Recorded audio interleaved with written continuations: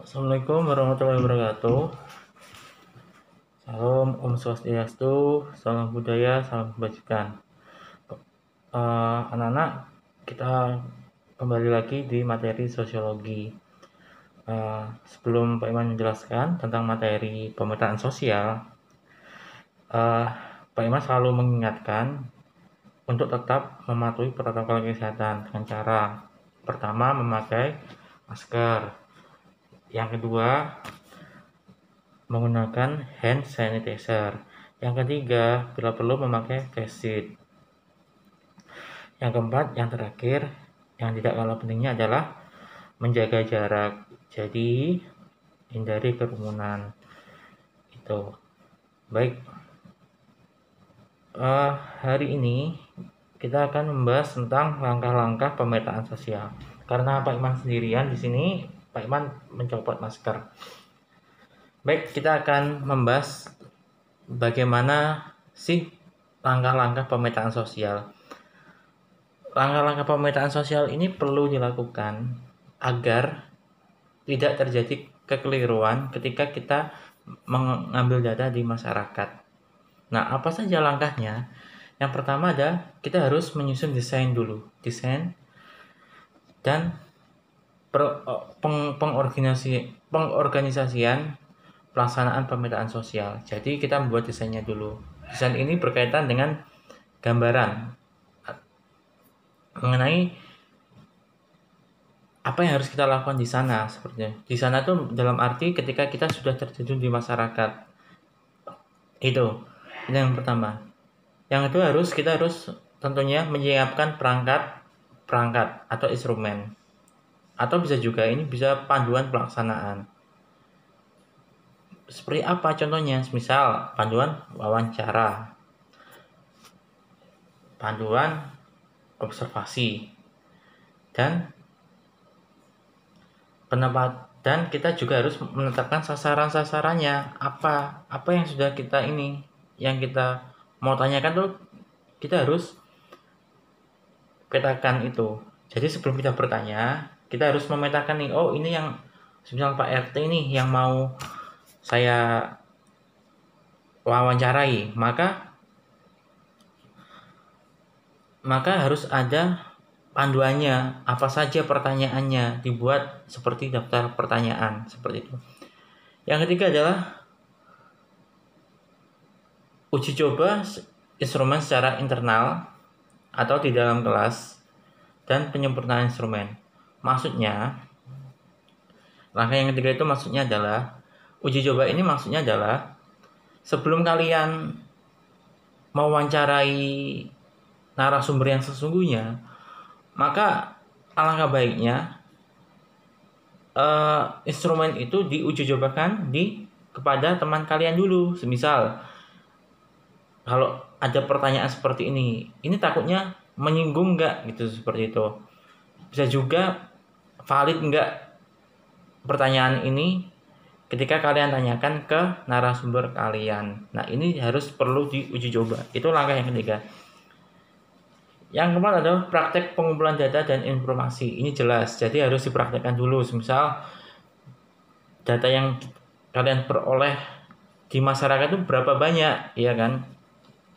Berapa informasinya apa saja. Nah, ini harus dipraktekkan dulu di kehidupan kalian, seperti itu.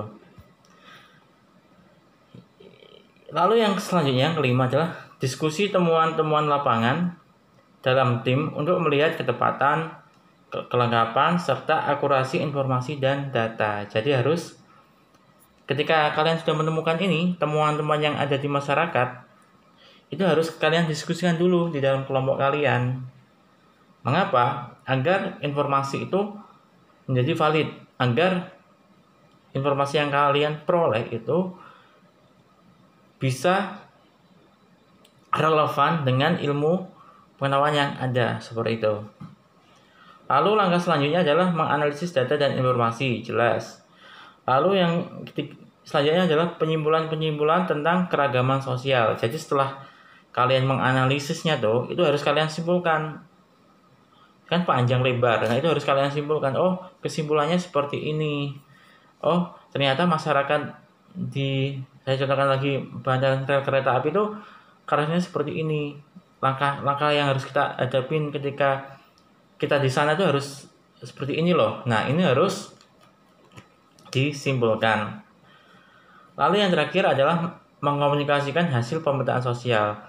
Jadi langkah yang terakhir ini ketika kalian datanya sudah fix semua, kalian komunikasikan kepada semisal kepada masyarakat lain. Misal saya peneliti, saya menginformasikan kepada informasi teman-teman yang lain, misal teman-teman wartawan, maka hasil saya ini bisa diketahui oleh banyak pihak seperti itu. Jadi informasi atau data yang saya teliti atau ini hasilnya bisa dikomunikasikan ke lain, tujuannya agar masyarakat lain atau pihak lain itu mengerti tentang penelitian kita. Ini harus dilakukan seperti itu. Lalu ketika ada hasilnya, maka hasil itu dinamakan output. Jadi masukkan input, proses dan output seperti itu. Nah, outputnya apa? Output ini hasil ya, bisa dikatakan hasil. Hasil pemetaan sosial itu apa saja sih? Pertama berupa data demografi. Data demografi itu apa? Ini berkaitan semisal data jumlah penduduk. Semisal komposisi penduduk menurut usia, gender, mata pencarian, agama, pendidikan, dan lain sebagainya. Jadi ini data-data yang ada di masyarakat yang berupa itu. Pertama, usia, gender, mata pencarian, agama, pendidikan, dan lain sebagainya. Itu adalah data demografi ya. Lalu data geografi ini apa? Meliputi semisal topografinya. Maksudnya letak geografi di masyarakat yang kalian teliti itu seperti apa? Apakah sering banjirkah, sering hujankah, atau kekeringan, atau tidak ada air? Nah, ini merupakan contoh dari data geografi. Lalu yang terakhir ada data psikografi. Data ini menyangkut tentang nilai-nilai apa yang dianut oleh masyarakat itu. Misal, apakah ada mitosnya enggak atau kepercayaan enggak? Semisal contohnya di masyarakat pedalaman, kalau ketika lewat di jalan raya, misal saya kasih contoh di satu desa. Nah, di depan desa itu ada pohon besar. Nah, kepercayaan di sana kalau kita lewat di desa, melewati pohon itu kita harus mengucapkan salam, permisi, assalamualaikum gitu. Nah, ada nggak mitos seperti itu? Nah, ini merupakan data psikografi. Jadi ini hal semacam itu atau hal yang Pak Iman tadi sampaikan itu masuk di dalam data psikografi. Jadi saya ulangi, data demografi, data geografi, dan data psikografi ini merupakan bagian dari output pemetaan sosial. Output itu hasil dari pemetaan sosial.